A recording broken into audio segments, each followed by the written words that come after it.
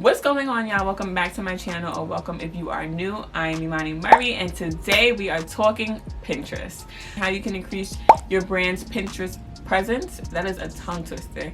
Try and say that 3 times. How to increase your brand's Pinterest presence. Make sure you stay tuned. So, it's important to have a strong SEO focused strategy because it'll help your visibility online.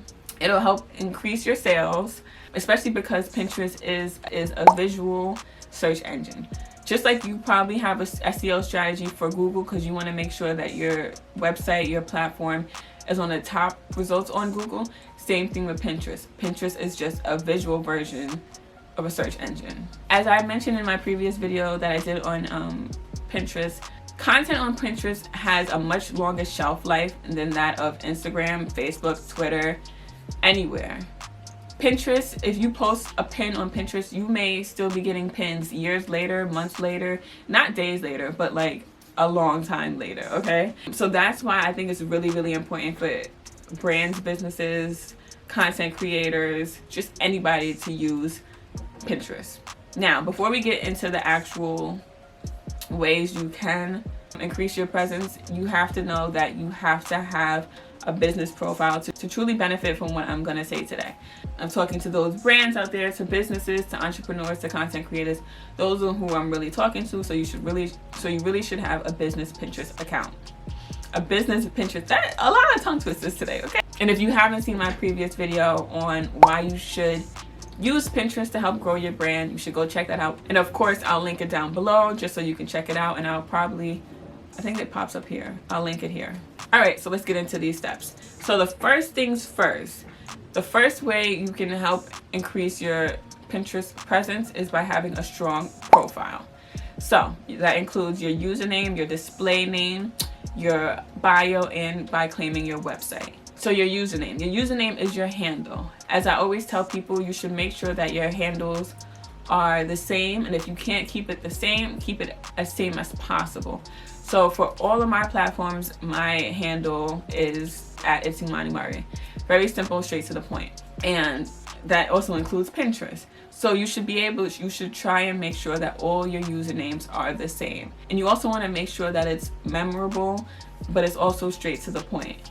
So because your username will be used in your URL, so it's going to be pinterest.com/It's Imani Murray, you want to make sure that people can remember it, but it's easy for them to type or click, whatever. So the next thing is your display name. So your display name is very similar to what I just talked about in my Instagram video.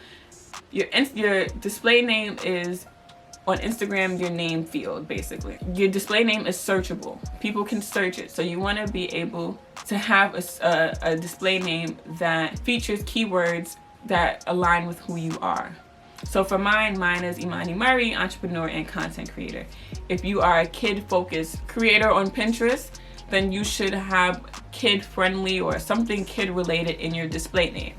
Because when people are searching for kids, blah, blah, blah, you're probably going to populate in there, you know? So you want to make sure that you're using strategic keywords in your display name. You're going to hear me say keywords a lot in this video because Pinterest is really all about keywords. Like, it's really all about that, especially because things are searchable throughout Pinterest. It's important to use strategic SEO keywords. So you want to make sure that your display name reflects your brand, it reflects who you are, and it also gets across to people what you do. So next up is you're having an attention-grabbing bio. So with your bio, you want to be able to convey to possible followers, to possible customers, who you are, what you do, what you can offer them, what your industry is, but also make it interesting. You don't want to have something so like uptight and boring. You want to make it fun and interesting.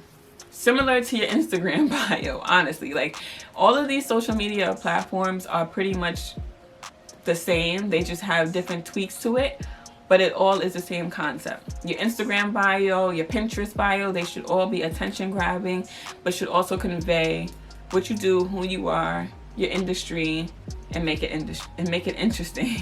Next up is claiming your website. So what is that? What does that mean, claiming my website? When you claim your website, it kind of verifies you in a way. It lets people know that you're a legit business, you're a legit brand.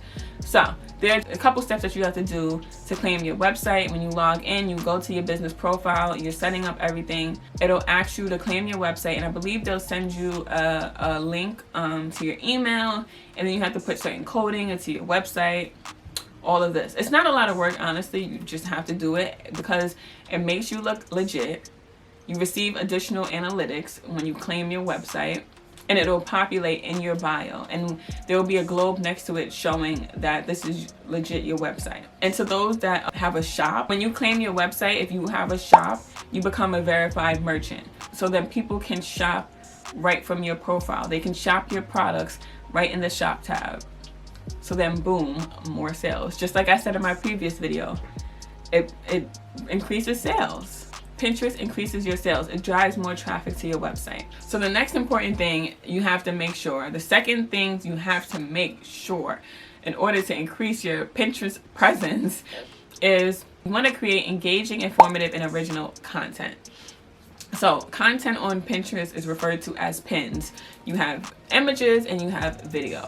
So you want to create content that is going to grab users, that's going to grab their attention, that'll make them want to view your pin, it'll make them want to share it, save it, and of course the most important thing is to click on the link. You want them to click on the link associated with the pin. So we keep talking about pins. So your pin should be, if you're doing an image, it should be vertical and it should have a 2:3 ratio. That's what's recommended. Other people use other sizes, and that tends to not do as well on Pinterest. So you want to make sure that your pin is 2:3 ratio on Pinterest, and you can adjust the sizing in Pinterest when you upload your pin.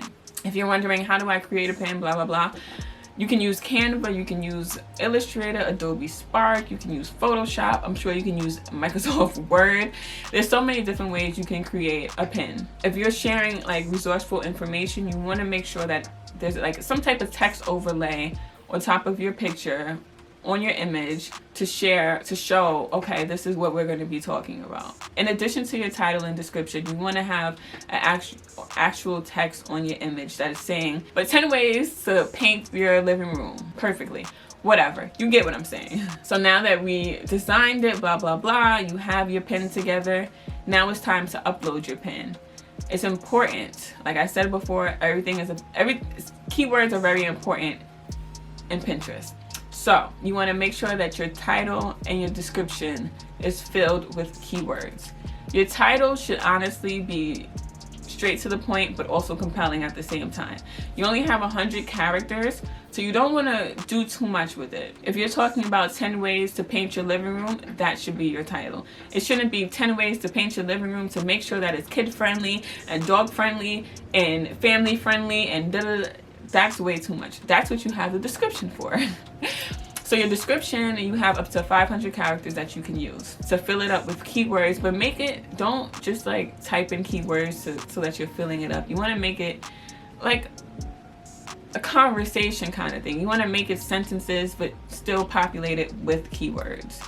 Use words that people are searching. And there's also another type of pin called rich pins. So rich pin is a pin created from your website. It's important that you try and take advantage of rich pins because it pulls extra information straight from your website. And these pins typically do a lot better because it has the extra information. Okay, so what is a rich pin? So basically, let's say you're on Pinterest looking for a recipe. And I'm sure a lot of you guys have seen this.